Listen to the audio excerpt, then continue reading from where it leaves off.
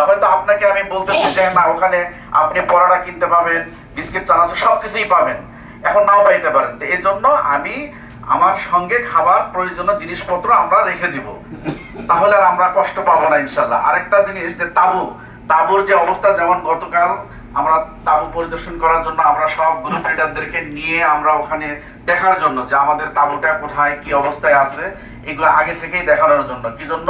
তাঁবুতে যখন আমরা ঢুকবো দেখবো যে সবগুলি একই রকম, একটা নিজের মধ্যে একটা আতঙ্ক চলে আসে। আমরা যে এতবার হজ করছি তারপরও দেখা যাচ্ছে যে ভুলে এক রাস্তা থেকে আর একদিকে আমরা চলে যাই। তো এই জন্য আমরা আগেই লিডারদেরকে আমাদের তাকওয়া হজ গ্রুপ থেকে 35 জন লিডার আমরা গতকাল আমরা গিয়ে এটা পরিদর্শন করে আসছি। তখন আমার এক হাজী সাহেব ফোন করে বলতেছিল যে ভাইয়া আমরা তো মিনার তাঁবুর জন্য টাকা দেই, আমরা প্রত্যেক হাজি তো টাকা দেই, কিন্তু আমাদেরকে যে সিটগুলি দেয়, উনি অনেকবার হজ করছেন, বলতেছে যে সিটগুলি যে দিচ্ছে এই পায়ের নিচেও তো মানে সিট থাকে। যে আমি গত বছর শুয়েছিলাম, আমার পায়ের নিচে এক ভাই শুয়ে আছে, সে একজন বড় ব্যবসায়ী, আমার নিজেকেও কষ্ট লাগতেছে যে পাটা একটু লম্বা করে দেব, তার গায়ে লাগতেছে। তা আমি তখন বললাম যে ভাই এটা তো আমাদের কিছু করার নাই, এটা এখন প্রশাসন। এটা যখন এর আগেও কিন্তু ইতিপূর্বে এরকম ঘটনা ঘটছে, বাংলাদেশ সরকার এরকম বারবার বলছে যে আমাদের মিনার ব্যবস্থাপনাটা একটু ভালো করা হোক, কিন্তু তারপরও আমাদের বাংলাদেশের জন্য যেহেতু ডি ক্যাটাগরির মুআল্লিম, এটা আমরা যেটা পাই একবারে মানে কোন রকম মানে জীবনযাপন করার মতো খুব কষ্ট হয়ে যায়। যেমন যে তাঁবুটায় এক হাত আপনারা একটা জায়গা পাবেন, গতকাল মনে হয় এক গ্রুপ লিডার মাপতেছিল, তার হাতে এক হাত হচ্ছে। তাহলে আমারও যে বডিটা, আমি যদি সোজা হয়ে ঘুমাই তাহলে মনে হয় দুপাশেই লাগবে। কি করতে হবে? আমার ডান দিকে বা বাম দিকে কাত হয়ে ঘুমাইতে হবে। তো এই জন্য আমরা এটা এই 5টা দিন সব দিক দিয়ে আমরা ধৈর্য ধারণ করব। এটা আমাদেরও কিছু করার নাই। আপনি যদি বলেন যে আমার পায়ের নিচে সিটটা কেন পড়লো, আমি কিছুই করতে পারবো না। হয়তো আপনি আমাকে দুটা কথা বলতে পারবেন, আপনি আমার গালি দিলেও আমি শুনতে পারবো, আমি শুনবো, ধৈর্য ধরে থাকবো, সবর করব, কিন্তু আমার কিছু করার নাই। কি জন্য? এই 5 দিন সম্পূর্ণ দায় দায়িত্ব হচ্ছে সৌদি মুআল্লিমের।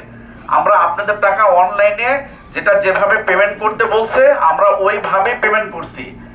পুরা বাংলাদেশ থেকে ডি ক্যাটাগরি, পুরা বিশ্ব থেকে ডি ক্যাটাগরির মুআল্লিম আসছে, যারা মুআল্লিমের আন্ডারে যারা আসছে, এই গ্রুপে যারা আসছে, সবার সার্ভিস একই রকম হবে। হয়তো তারপরেও দেখা যাচ্ছে কারো গাড়ি আগে চলে আসছে, কারো গাড়ি পরে আসছে, এরকম হতে পারে। যেমন আমাদের বাবুরসি, এবারের বাবুরসি পড়ছে পাকিস্তানি বাবুরসি। মুআল্লিমটা আলহামদুলিল্লাহ এ পর্যন্ত আমরা মুআল্লিমের যে আচার ব্যবহার যেগুলি আমরা পাইছি, আলহামদুলিল্লাহ অনেক অনেক ভালো। তাদের কথাবার্তা, তাদের চলাফেরা সবকিছুতেই আমরা মানে খুশি, এ পর্যন্ত আমরা খুশি আছি। খুবই নম্রভদ্র, খুব কম বয়সী একটা ছেলে, আজকে 10-12 বছর যাবত এই কাজটা করে আসছেন। তো আলহামদুলিল্লাহ খুবই ভালো। তো আমরা সবাই দোয়া করব জানি এ পর্যন্ত যে কাজগুলি ভালো করে আসছে, জানি মিনার 5 দিন এটাও যেন আমাদেরকে সুন্দরভাবে সার্ভিসটা দিতে পারে। যথাসময়ে যদি আমাদের গাড়ি মানে হোটেলে মানে পাঠাই দিতে পারে। তারপরে আপনার মিনা থেকে যখন আরাফায় যাব তখনও কিন্তু কষ্ট হয়, এটাও খেয়াল রাখতে হবে। যে এখন আপনাকে আমি বলবো যে আপনারা অপেক্ষা করেন ভাই, তাঁবুতেই থাকেন, দেখা যাচ্ছে যে সবার লাস্টে আপনাকে নিয়ে যাব, গাড়ি পাওয়া যাবে, কিন্তু পরে গিয়ে দেখা যাচ্ছে যে আমি ওখানে যাই আমার বিছানাটা ঠিক মতো আমি পাইলাম না। তখন বলবে যে মেহেদী ভাই থাকতে বললো, বলার পর এখন আমি আমার জায়গাটা ঠিক মতো আর পাচ্ছি না। এটাও একটা সমস্যা, কিন্তু তারপরেও আমরা চেষ্টা করব ধৈর্য সহকারে সবকিছু, আর আল্লাহর কাছে সাহায্য চাইতে থাকবো। আল্লাহর সাহায্য ছাড়া কোনো কিছুই সম্ভব হবে না। এই 5 দিন বেশি বেশি আল্লাহর কাছে সাহায্য করবো, আল্লাহ তুমি আমাকে সুস্থ রাখো, ভালো রাখো, এই হজের 5 দিন কাজগুলি সঠিকভাবে নিয়ম কানুন মেনে কাজ করার তৌফিক দান করো। যারা নেতৃত্ব দিচ্ছে, যারা লিডাররা আছে, তাদেরকেও সুস্থ রাখো। আমরা যদি অসুস্থ হয়ে পড়ি তাহলে কিন্তু আপনারা যতই জ্ঞানী হন, কিন্তু তারপরেও মানে কষ্ট হয়ে যাবে, তাই না? এই জন্য আপনাদের পাশে আলহামদুলিল্লাহ আপনারা যাচ্ছেন, আপনাদেরকে একটু হেল্প করতেছি, কাজটা সহজ হয়ে যাচ্ছে, তাই না? এই জন্য আমরা আল্লাহর কাছে সাহায্য চাইতে থাকবো। প্রত্যেকটা সাথীর জন্য আমরা দোয়া করব, নিজের জন্য দোয়া করব, পরিবারের জন্য দোয়া করব। আর কথা হচ্ছে যে আপনারা এখন সফরের মধ্যে আছেন, আল্লাহর মেহমান, আপনারা যে দোয়া করবেন সেই দোয়াই কবুল হবে, সেই দোয়াই কবুল হবে ইনশাআল্লাহ। আরাফা, মিনা, মুজদালিফা প্রত্যেকটা জায়গায় দোয়া কবুলের জায়গা। আমরা দোয়া করতে থাকবো ভাই, আমরা কেউ কোনো সময় নষ্ট করব না। এটা একটা আমার জীবনে অনেকে আছে যে আমরা প্রথম হজে আসছি, অনেকে এই এই গ্রুপের মধ্যে আছে, এই প্যাকেজের মধ্যেই আছে, 14 বার 15 বার 16 বারও হজ হয়ে গেছে। এরকম ব্যক্তিও কিন্তু আমার পাশেই আছে, যে 15-16 বার হজ করছে। ওনার একটা নিশা।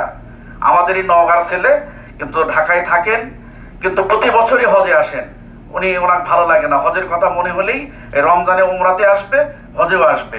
তো এই জন্য যখন আমরাও এবারে করে যারা প্রথমে আসছি, যার পর দেখা যাবে যে আমার দিলের মধ্যে এরকম একটা ইয়া চলে আসছে যে কিভাবে হজে আসা যায়, কি করা যায়। তো এই জন্য আমরা যেহেতু যারা প্রথম হজ করতেছি, হজটা হজের মতোই জানি হয়, সেইভাবে আমরা খেয়াল রাখবো। আর হজ কিন্তু একবারই ফরজ, এরপর আপনি যখনই করবেন এটা নফল হবে। তো এই জন্য আমার নিজের জন্য আমি হজটা করব, হজের মতো হজ করব।